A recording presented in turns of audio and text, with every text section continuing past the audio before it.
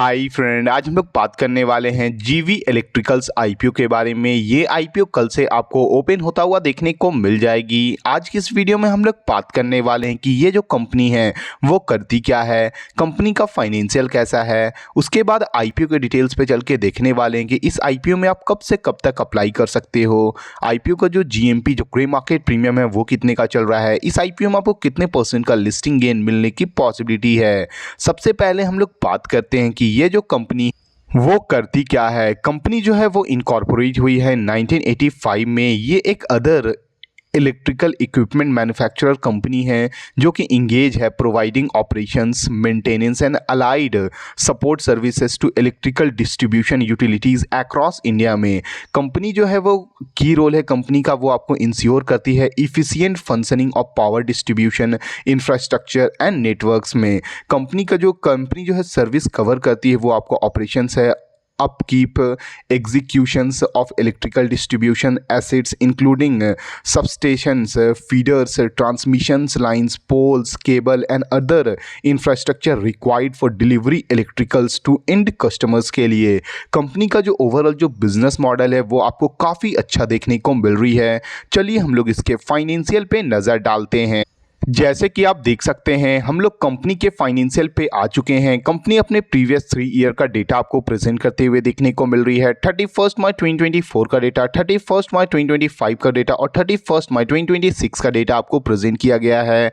ये जो पूरी की पूरी अमाउंट है ये अमाउंट इन करोड़ में दी गई है। सबसे पहले हम लोग कंपनी के एसेट्स पे नज़र डालने वाले हैं ईयर ऑन ईयर बेसिस पे। कंपनी का जो एसेट्स आपको मार्च 2025 में आपको ये 51.43 करोड़ रुपीज़ का था, वही मार्च 2026 में आपको ये बढ़ के 78.40 करोड़ रुपीज़ का होता हुआ देखने को मिल रही है। कंपनी की अगर हम लोग टोटल इनकम्स की बात करते हैं जो मार्च 2025 में आपको ये 131.36 करोड़ रुपीज़ का था, वही मार्च 2026 में आपको ये बढ़ के 156.66 करोड़ रुपीज़ का होता हुआ देखने को मिल रहा है। कंपनी की अगर हम लोग प्रॉफिट आफ्टर टैक्स की बात करते हैं तो मार्च 2025 में आपको ये 4.66 करोड़ रुपीज़ का था, वही मार्च 2026 में आपको ये बढ़ के 10.47 करोड़ रुपीज़ का होता हुआ देखने को मिल रही है। कंपनी की अगर हम लोग इबिटा मार्जिन की बात करते हैं तो मार्च 2025 में आपको ये 8.04 करोड़ रुपीज़ का था, वही मार्च 2026 में आपको ये बढ़ के 17.05 करोड़ रुपीज़ का होता हुआ देखने को मिल रहा है।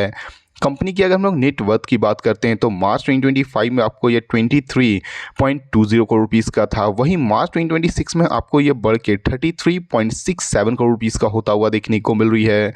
कंपनी की अगर हम लोग रिजर्व एंड सरप्लस की बात करते हैं तो मार्च 2025 में आपको ये 23.16 करोड़ रुपीज़ का था, वही मार्च 2026 में आपको ये बढ़ के 25.39 करोड़ रुपीज़ का होता हुआ देखने को मिल रहा है।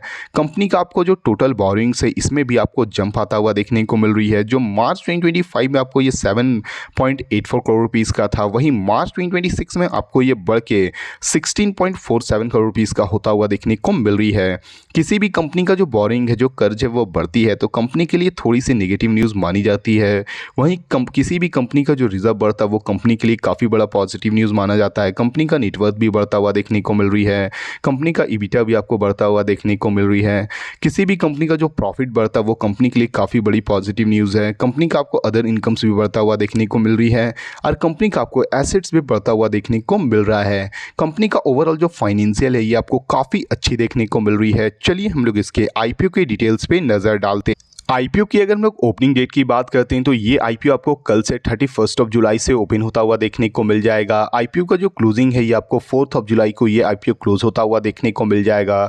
5 जुलाई को इस आईपीओ में आपको अलॉटमेंट आता हुआ देखने को मिल जाएगी। अगर आपको अलॉटमेंट नहीं होती है तो 6 जुलाई को आपको रिफंड आता हुआ देखने को मिल जाएगा और सेम डे आपको ये क्रेडिट टू डीमेट भी होता हुआ देखने को मिल जाएगी। आईपीओ का जो लिस्टिंग है वो आपको 7 जुलाई को ये आईपीओ आपको इंडियन स्टॉक मार्केट में लिस्टिंग करता हुआ भी देखने को मिल जाएगी। अगर हम लोग इस आईपीओ लिस्टिंग की बात करते हैं तो ये आईपीओ आपको बीएसई एसएमई में लिस्टिंग होता हुआ देखने को मिल जाएगा। आईपीओ का जो इशू टाइप है वो आपको बुक बिल्ड इशू देखने को मिल रहा है। टोटल इशू साइज की बात करते हैं तो आपको 42.25 करोड़ रुपीज़ का देखने को मिल रही है। रिजर्व फॉर मार्केट मेकर्स की बात करते हैं तो 3.64 करोड़ रुपीज़ का देखने को मिल रहा है। अगर हम लोग इस नेट इशू साइज पे नज़र डालते हैं तो आपको ये 42.25 करोड़ रुपीस का देखने को मिल रहा है। फ्रेश इशू की बात करते हैं तो आपको 36 करोड़ रुपीस का देखने को मिल रही है। ऑफर फॉर सेल्स की बात करते हैं तो 3.25 करोड़ रुपीस का देखने को मिल रहा है। आईपीओ का जो फेस वैल्यू है वो आपको 10 रुपीस पर इक्विटी शेयर्स का देखने को मिल रही है। आईपीओ का जो प्राइस बैंड है वो आपको 123 रुपीस से लेके 130 रुपीस पर शेयर्स का देखने को मिल रही है। आईपीओ की अगर हम लोग जीएमपी और लिस्टिंग गेन पे नज़र डालते हैं तो 30 जुलाई के अकॉर्डिंग इस आईपीओ को जो जीएमपी है वो आपको 22 रुपीज़ में देखने को मिल रहा है। एस्टिमेटेड जो लिस्टिंग प्राइस है वो आपको 16.92% का देखने को मिल रहा है और इसमें जो एस्टिमेटेड प्रॉफिट है वो आपको 22,000 रुपीज़ का देखने को मिल रही है। इस आईपीओ में आपको काफ़ी अच्छा लिस्टिंग गेन आता हुआ देखने को मिल सकती है 22% का, जो आपको 17% का आपको इस आईपीओ में लिस्टिंग गेन आता हुआ भी देखने को मिल सकती है। अगर हम लोग इस आईपीओ के लॉट साइज़ पे नज़र डालते हैं तो अगर आप इसे इंडिविजुअल इन्वेस्टर से अप्लाई करते हो तो मिनिमम आप इसमें 2 लॉट तक अप्लाई कर सकते हो, 2 लॉट से अप्लाई कर सकते हो, जिसमें आपको 2,60,000 रुपीज़ आपको लगने वाली है, जिसमें आपको 2,000 शेयर्स आपको मिलेगा। अगर आप इसमें मैक्सिमम भी अप्लाई करते हो तो आप इसमें 2 लॉट से ही अप्लाई कर सकते हो, जिसमें आपको 2,60,000 रुपीज़ आपको लगने वाली है। अगर आप इस आईपीओ में अप्लाई करने के बारे में सोच रहे हो तो बिल्कुल कर सकते हो, क्योंकि इस आईपीओ में आपको एक काफ़ी अच्छा लिस्टिंग गेन आता हुआ देखने को मिल जाएगी। ये जो वीडियो वो केवल एजुकेशनल पर्पस के लिए है। अगर आपको इस वीडियो से थोड़ी भी वैल्यूएबल इंफॉर्मेशन मिली हो तो प्लीज़ वीडियो को लाइक और चैनल को सब्सक्राइब करना ना भूलें। Thank you.